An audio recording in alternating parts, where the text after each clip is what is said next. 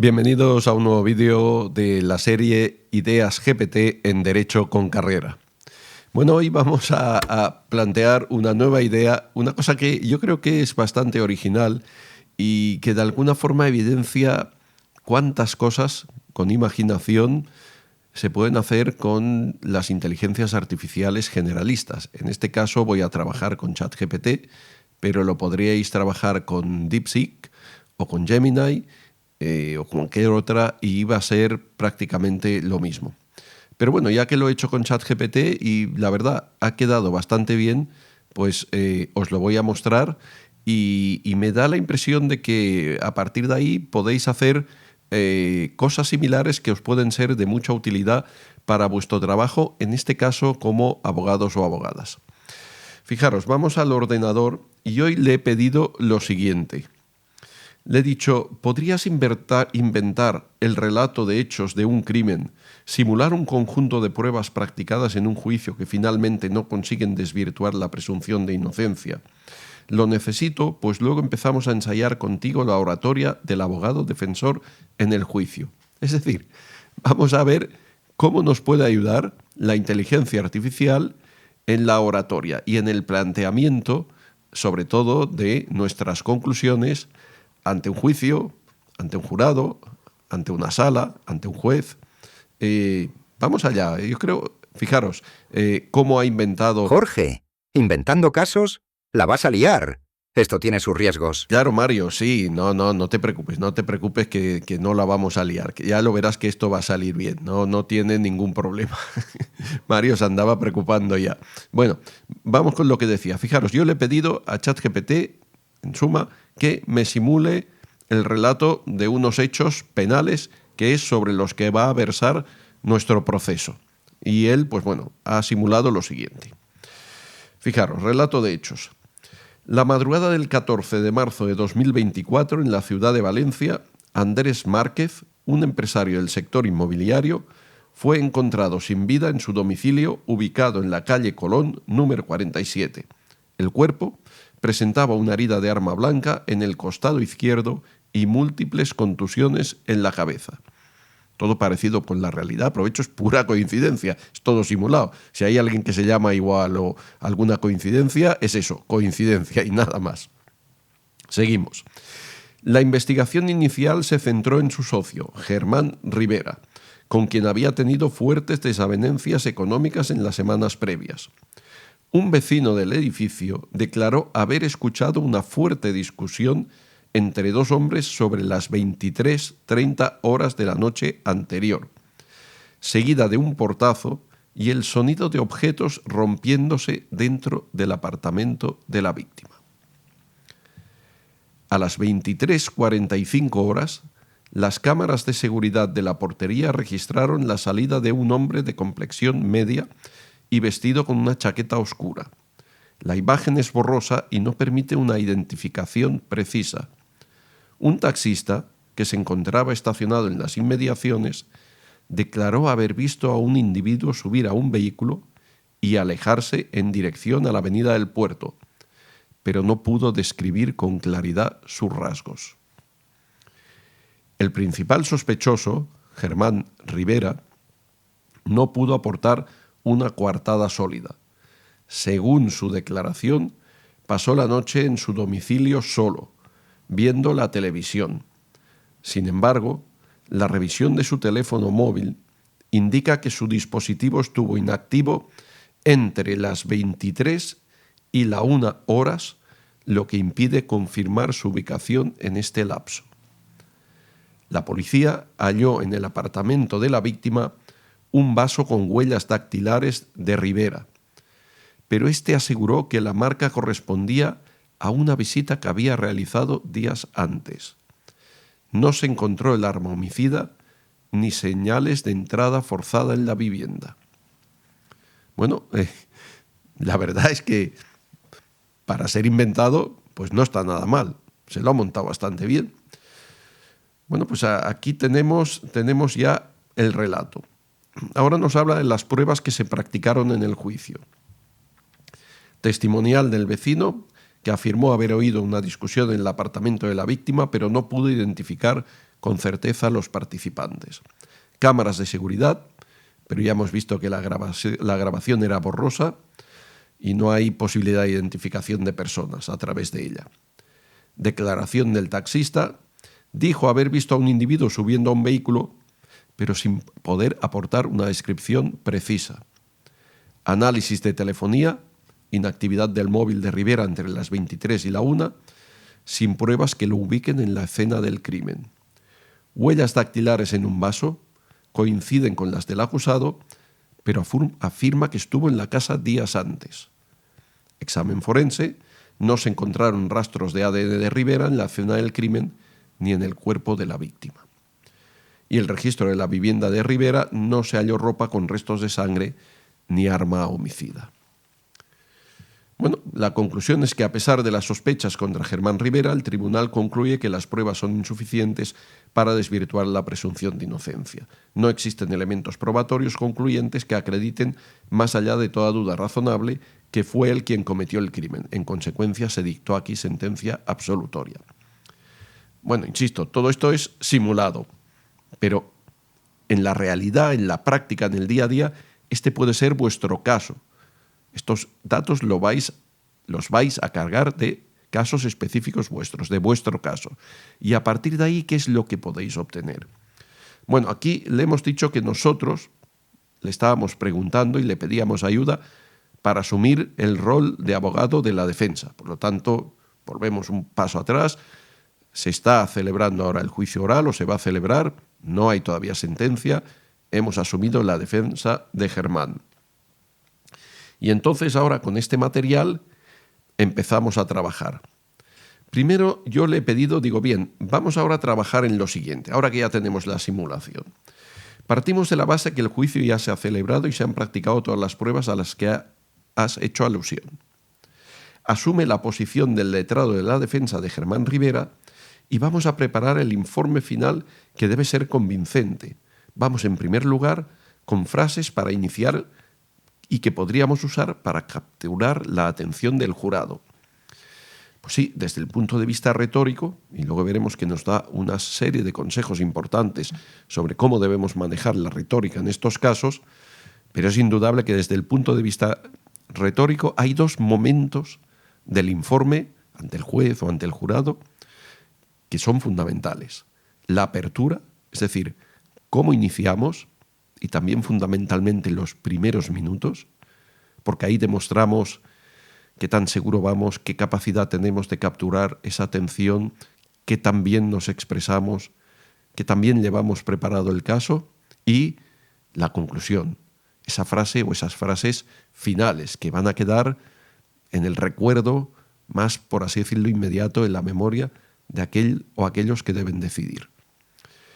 Bueno, frases de apertura impactantes. Él me ha propuesto, ha analizado el caso y dice, bueno, frases de apertura impactantes. Pues mira, tienes, por ejemplo, señores del jurado. Él la dice aquí, señorías, pues bueno, yo me diría que iría como señores y señoras del jurado. Bueno, en un juicio penal, la diferencia entre la sospecha y la certeza marca el límite entre la justicia y el error judicial. La diferencia entre la sospecha y la certeza marca el límite entre la justicia y el error judicial. Otra frase que podría servir para iniciar, cautivadora. Hoy no solo se juzga a Germán Rivera, sino que también se pone a prueba el principio más sagrado, de nuestro sistema legal, la presunción de inocencia. Otra. Nos han presentado un relato lleno de sombras y lagunas, pero un tribunal no puede condenar a un hombre basándose en dudas, suposiciones o conjeturas. Una cuarta sería, imaginen por un momento que ustedes estuvieran sentados donde hoy está Germán Rivera, acusados de un crimen sin pruebas concluyentes. ¿No exigirían justicia? ¿No pedirían pruebas firmes y no meras sospechas? Otra, en este proceso, la Fiscalía ha tratado de construir un castillo sobre arena. Nos han presentado indicios dispersos, pero no una verdad irrefutable. La justicia no castiga a quien no puede demostrarse culpable, porque un error aquí no es corregible. Un error aquí arruinaría la vida de un hombre inocente. Bueno, y así hasta 8, que podéis ir viendo. Os dejaré luego abajo en la descripción todo el escrito, todo lo que ahora yo estoy leyendo, os lo dejaré para que lo podáis analizar y lo podáis trabajar. Bueno, esas son las frases que él me propone. Le podría pedir más y me irá dando más. Es un recurso interesante, ¿no? Es decir, tengo este informe, tengo que hacer este informe hoy ante un jurado, ante tal. Bueno, pues le explico de qué va el asunto, cuáles son los hechos, las pruebas y tal. Bueno, ayúdame a buscar esa frase con la que ya capturar bien desde el principio y llevarme conmigo la atención del jurado, del tribunal, lo que corresponda. Y ahora yo le he dicho, bien, ahora trabajemos en la estructura del informe de la defensa. Y me dice, la estructura del informe final de la defensa debe seguir una línea lógica y persuasiva, asegurando que el tribunal o jurado comprenda que no existen pruebas suficientes para condenar a Germán Rivera. La clave es reforzar la presunción de inocencia y sembrar dudas razonables. Y entonces me propone una estructura del informe. Esa estructura mental que podemos llevar en un breve esquema, o que podemos llevar en la cabeza, y que nos ayuda a discurrir y a tejer un informe, un discurso, pues con una lógica bien estructurado, etcétera, ¿no?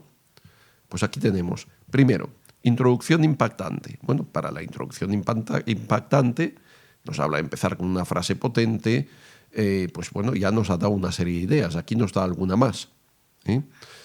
Empezar, por tanto, con esa frase impactante.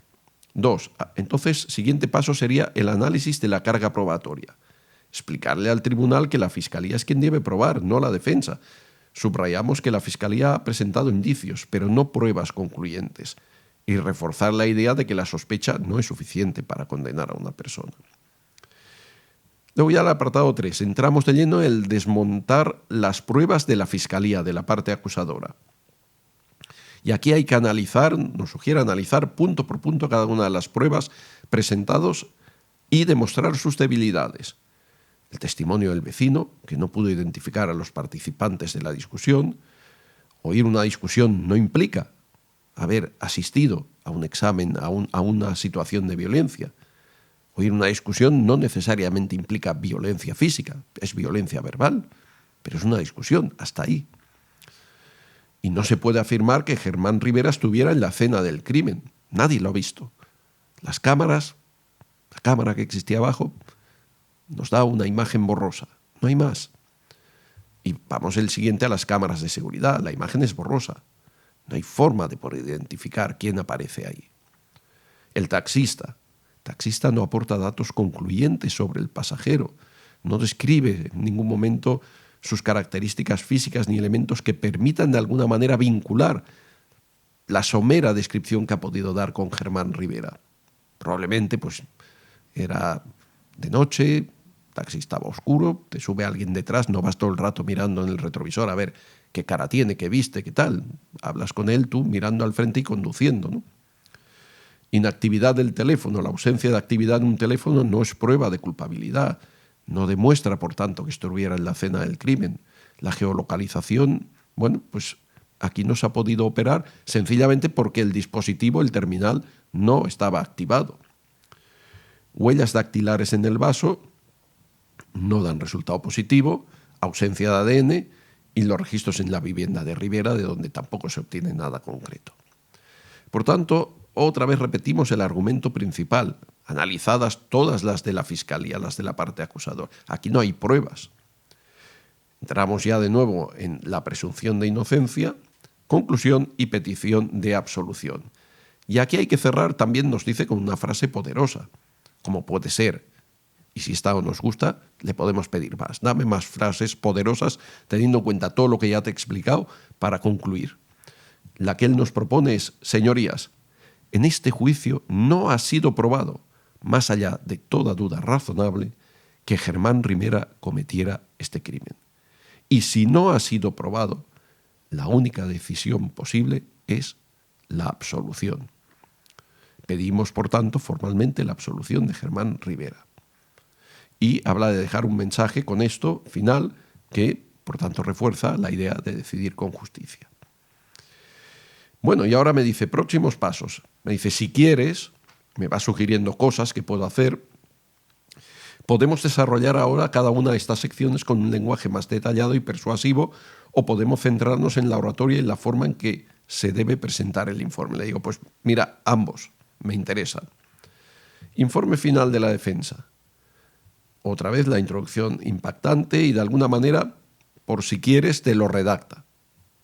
Yo nunca recomiendo, y yo en mi etapa como juez lo que menos me gustaba es que un abogado viniera con un escrito, con el informe y lo leyera, porque entonces, oiga, señor letrado o señora letrada, el juicio sucedió ayer, porque ¿cómo puede usted llevar por escrito y leerme unas conclusiones? Sí, a ver, en el juicio han pasado cosas, se ha celebrado toda la prueba, era muy difícil que usted pudiera prever exactamente cómo se desarrollaría toda la prueba. Es decir, hombre, yo creo que lo presentable es que, por lo menos, se vislumbre que las conclusiones que formulas, las formulas sobre la base de todo lo que ha acontecido en el juicio oral. Pero, bueno, puedes llevar a efectos de consulta, pues yo creo que lo mejor es un esquema, pero si te sientes más cómodo con un redactado y subrayadas partes importantes y en la medida en que eso vaya coincidiendo, sea coherente con lo que se ha sucedido en el juicio, pues bueno, tal vez puede servir. Y luego finalmente, fijaros, me dice, próximo paso. Ahora podemos trabajar en la oratoria y entrega de este alegato. Pues vamos a trabajar la oratoria. Y me da él una serie de consejos para la oratoria en este importante informe de la defensa. Me habla del tono y del ritmo, del uso de pausas y énfasis, de gestos y lenguaje corporal, interacción con el tribunal, gestión de emociones y autoridad y técnicas de cierre impactante. Y además es consciente que por el tipo de delito vamos a estar ante un jurado, no ante un tribunal profesional como puede suceder con otro tipo de delitos. Y eso requiere también una retórica distinta. No es la misma la retórica ante el jurado que la retórica ante una sala de justicia, por razones obvias, ¿no? Entonces nos habla del tono y el ritmo, la música del discurso. Inicio sereno pero firme, no aceleres. Marca el tono de autoridad desde la primera frase. ¿Por qué? Porque es muy importante esa percepción de, bueno, este sabe de lo que habla, este entiende lo que dice y además lo está diciendo bien, ¿no?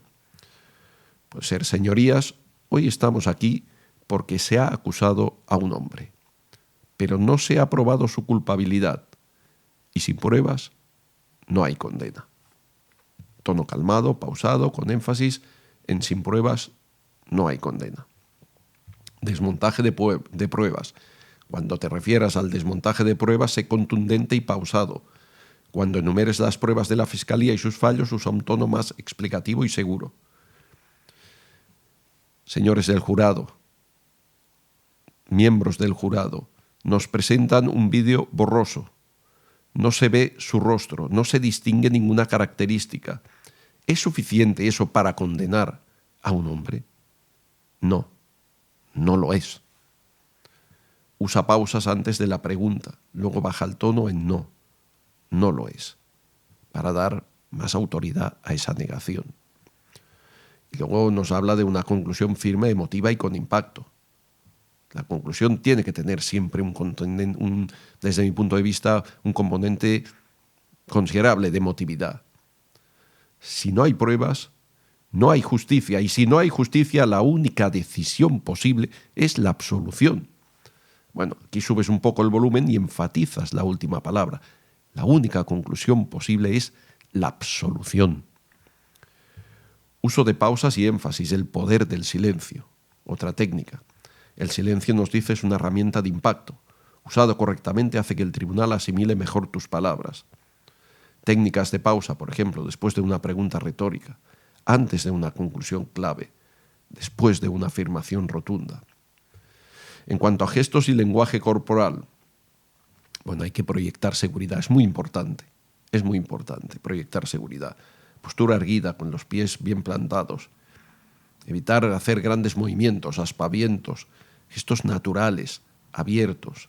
Mirar al jurado cuando se hable, y especialmente en aquellos puntos clave, y bajar la voz cuando haces afirmaciones serias y fuertes.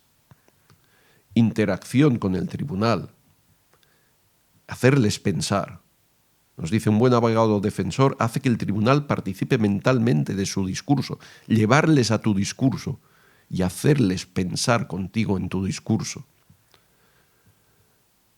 Señores, ¿dónde está la prueba irrefutable de que Germán Rivera estuvo en la escena del crimen? Nos preguntamos.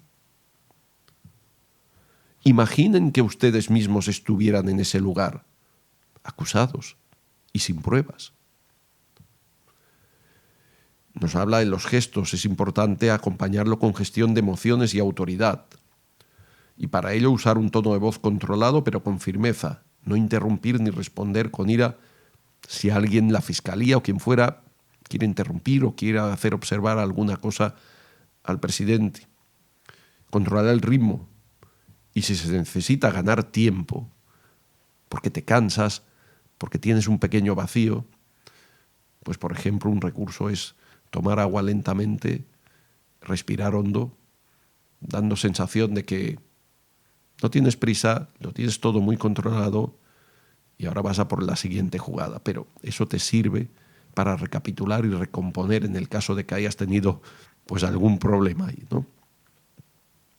Las técnicas de cierre impactante, ya lo hemos dicho. Y bueno, pues aquí tenéis todo lo que me ha dado de sí esta prueba con ChatGPT. No está mal, es decir, puede ser un asesor para la retórica forense importante. Probarlo, hacerle preguntas en materia de retórica, de cómo plantear los informes. Se le pueden hacer muchas más preguntas sobre esto. Así que lo que quería con este vídeo es que quede claro que esto sirve para muchísimas cosas. Y una de ellas es esta: preparar los informes, preparar la oratoria, preparar el lenguaje corporal y el lenguaje no corporal que vas a usar en ese importante juicio, donde vas a defender unos intereses que son clave, o al contrario, donde vas a aparecer como acusación. Bueno, pues yo creo que se ha evidenciado las virtudes que puede tener el uso de esta herramienta en este caso. Como os decía, os dejo la copia de todo este chat en la descripción del vídeo para que también la tengáis y la podáis analizar. Eso sí, pensad, si le volvéis a hacer en vuestro ChatGPT o en DeepSeek o en cualquiera la misma pregunta, nunca va a contestar de manera exactamente igual. Es decir, va a decir más o menos lo mismo, va a hacer más o menos los mismos planteamientos. Y esa es una reflexión general que os debe servir siempre para la inteligencia artificial. Es decir, la inteligencia artificial no es un almacén de infinitas preguntas e infinitas respuestas preparadas, siempre las mismas para esas infinitas preguntas. No. Por así decirlo, lo que hace el sistema es crear. Le haces una pregunta y cada vez crea la respuesta. Y al igual que si a ti te hacen una pregunta y te la hacen en diversas ocasiones, pues probablemente nunca vas a responder exactamente igual. Vas a responder lo mismo, pero nunca exactamente igual. Con las mismas palabras, con el mismo tono, con la misma construcción del discurso. Siempre van a haber pequeñas variaciones, pues eso puede pasar efectivamente, o pasa, de hecho, con la inteligencia artificial. Y hasta aquí esta nueva idea con ChatGPT en este caso, y espero que haya sido de vuestro agrado. Si es así, por favor, ya lo sabéis, dejar un like, suscribiros al canal para que tengáis información de todos los vídeos, darle a la campanilla y nos vemos en el próximo vídeo. Hasta pronto.